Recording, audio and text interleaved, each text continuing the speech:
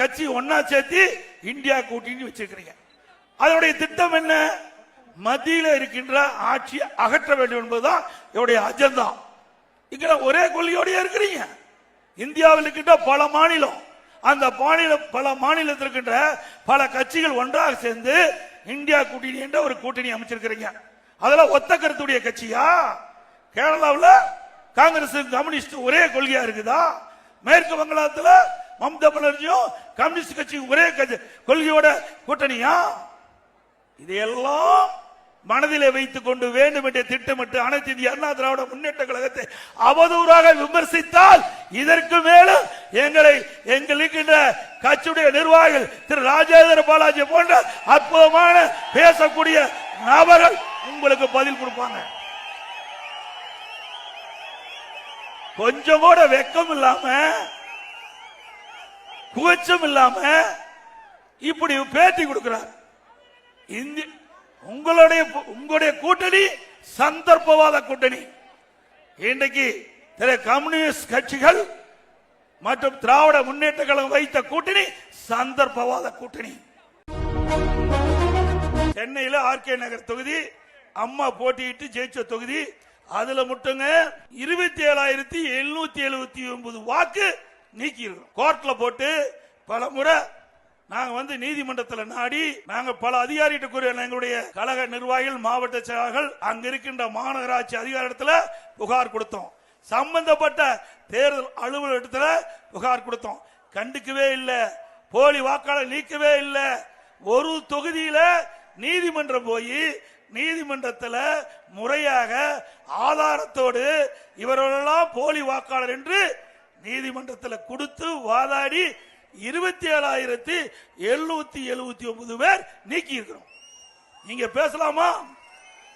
ஒரு தொகுதியிலங்க, ஒரு தொகுதியில 27,779 எப்படி இந்த ஆட்சியில போலி வாக்காளர் சேர்க்கிறார் என்பதை மக்கள் உணர வேண்டும். எல்லாம் நாங்க ரெக்கார்டோட வச்சிருக்கிறோம், ஆதாரத்தோட பேசுறோம்.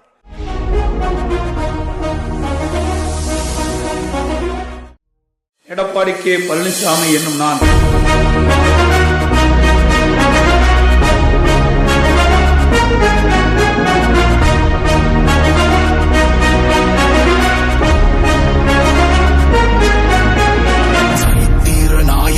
சாமானிய நாயகன், தமிழக தாய மீட்க உறுதி கொண்ட ஒரு மகன். அடித்தட்ட பார்த்தவன், அரியணையும் பார்த்தவன், புரட்சி தலைவி வழி புலியனவே நடந்தவன்.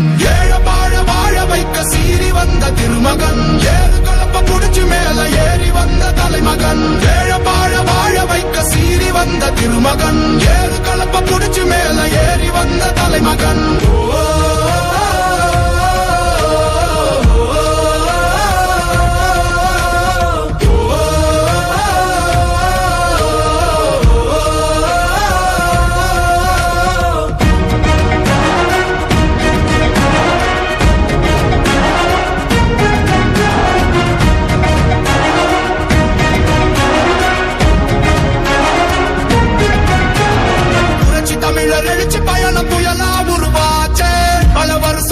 நினைச்ச கனவு நிஜமா நடந்தாச்சு. புரட்சி தமிழர் எழுச்சி பயணம் புயலா உருவாச்சு. நம்ம சேரும் போது வெற்றி வந்து விழுந்தாச்சு. மக்களை காப்போம், தமிழகத்தை மீட்போம். மக்களை காப்போம், தமிழகத்தை மீட்போம். மக்களை காப்போம், தமிழகத்தை மீட்போம். மக்களை காப்போம், தமிழகத்தை மீட்போம்.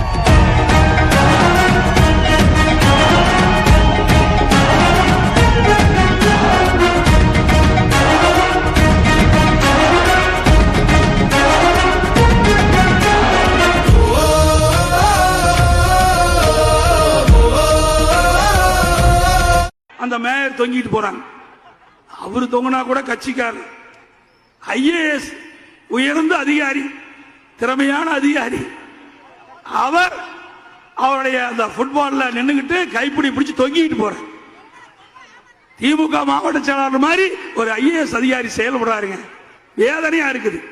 ஐஏஎஸ் ஐபிஎஸ் அதிகாரி என்றால் ஒரு கௌரவம். அப்படிப்பட்ட உயர்ந்த பதவியில் இருக்கின்றவர்கள் இப்படி தாழ்வான நிலைக்கு போகாதீங்க. நம்ம